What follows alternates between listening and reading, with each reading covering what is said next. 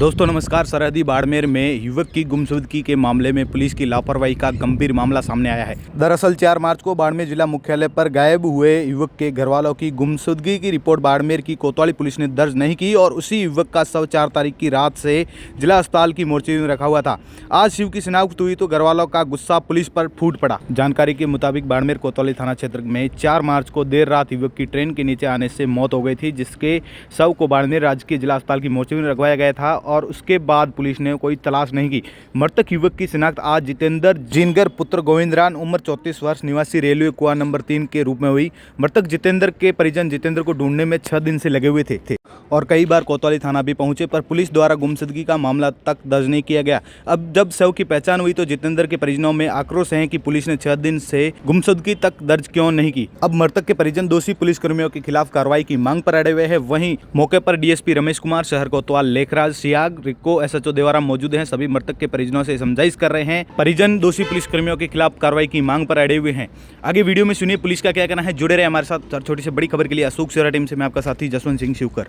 4 तारीख की शाम को बॉडी मिली थी इसकी, जो यहाँ करवाई थी मोर्ची रूम में, और 8 तारीख को इन्होंने रिपोर्ट दी थी। ये 5 तारीख से गायब है। तो जिस पर हेड कांस्टेबल के पास थी रिपोर्ट, मिसिंग रिपोर्ट दर्ज की होगी कोतवाली। रिपोर्ट नहीं थी और परिवार में थी, दर्ज नहीं की हुई थी मिसिंग रिपोर्ट।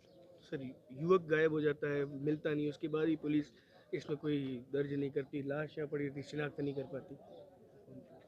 लाश शिनाख्त की तो कोशिश वहाँ रिको थाना का ये था एरिया, वहाँ का था, जो घटनास्थल वहाँ का था। और वहाँ हम वो विभिन्न व्हाट्सएप ग्रुपों में वो उसकी बॉडी जो थी पहचान के लिए तो भेज रखी थी, कंट्रोल रूम के माध्यम से भी भेज रखी थी। मेरी अभी आपके जो डिप्टी साहब उनसे बात हुई, उनका ये कहना है कि मिसिंग रिपोर्ट दी गई, उसके बाद दर्ज नहीं होती, ये गंभीर मामला है। हाँ, उच्च अधिकारी जाँच करेंगे इसकी। आप थाना प्रभारी, आपको क्या लगता है कि ये गलत हुआ या नहीं हुआ कि जिस बच्चे का लाश यहाँ पड़ा रहा उसकी मिसिंग रिपोर्ट भी आ गई, दर्ज नहीं होती? हाँ, जो गलत हुआ है वो जांच करेंगे अब से। अच्छा, कौन जिम्मेदार है इसका, किसके पास परिवार है, तो उसकी आपने पहचान की है? हाँ, परमवीर हेड कांस्टेबल उसके पास थी। तो आपने अपने अधिकारी को बताया कि ऐसी लापरवाही हुई? जी।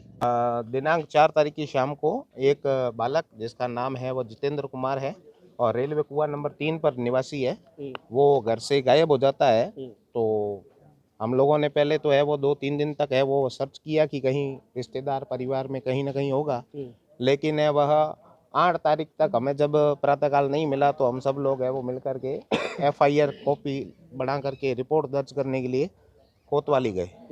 वहाँ पर कर्मचारी जो भी नियुक्त थे उन्होंने ये कहा कि शाम को आना, फिर वापस शाम को भी चले गए, कल आना। 3 दिन तक उन्होंने हमारी कोई रिपोर्ट है वो स्वीकार नहीं की।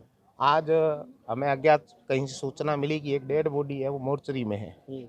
आज हम जब मोर्चरी में आए तो हम लोग है वो सबकी शिनाख्त कर पाए हैं कि वो जितेंद्र ही है। तो मैं प्रशासन से यही पूछना चाहता हूँ कि आप लोग कोतवाली में किस दायित्व का निर्वहन कर रहे हैं? आपका काम है कि वहाँ पर है वो जो अभ्यर्थी आ रहा है तो कम से कम उसकी एफआईआर तो है वो ली जाए। ये ऐसे 2 मुकदमे अभी मेरे ध्यान में आ गए, तो इस पर है वो कार्रवाई होनी चाहिए। मतलब लाश यहाँ 4 तारीख से पड़ी है? हाँ, डेड बॉडी यहाँ से 4 तारीख देर रात्रि में है वो ऐसा बताया जा रहा है कि ट्रेन से कटने के कारण है वो एक्सीडेंट हुआ है। मोबाइल कल शाम तक है वो इसकी है वह रिंग जा रही थी और अभी मैंने ट्रेस करने के लिए बताया तो कहा कि 24 घंटे बंद आ रहा है मोबाइल। अब इस प्रकार की यदि गोल मटोल है जवाब दिए जा रहे हैं तो सामान्य जनता क्या अपेक्षा करेगी? तो आप जो इसके परिजन है ये क्या उम्मीद करते हैं? क्या परिजन यही उम्मीद करते हैं, प्रथम दृष्टया तो यही कहेंगे कि आपने वो अपनी एफआईआर क्यों नहीं ली है? ये तो बताएं आप मुझे, एफआईआर नहीं लेने का कारण क्या है? उसके बाद में हम लोग है वो दूसरी बात करने के लिए कहेंगे।